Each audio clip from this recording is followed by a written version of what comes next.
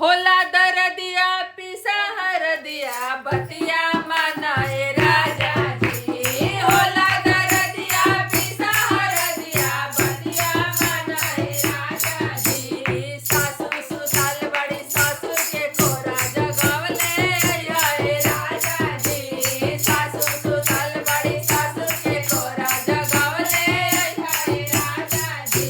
जगवले आए गवले आया उठवले आए राजा जी। जगवले आया उठवले आया उठवले आए राजा जी। ना आई है ता टंगरी धाई घिसियावले आए राजा जी। ना आई है ता टंगरी धाई घिसियावले आए राजा जी। होला दरदिया पिसा हरदिया बतिया मनाए राजा जी। होला दरदिया पिसा हरदिया बतिया मनाए राजा जी। रेणु सुतल बड़ी पंकज के कोरा बोलावले आए राजा जी।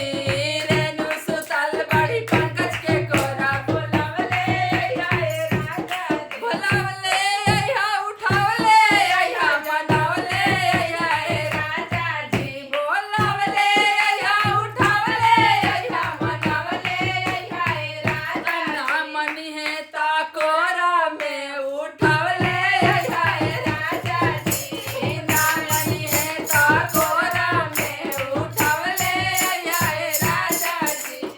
उतावले रही ना लाइफ में सब झूठा है, सब हाँ। झूठा है।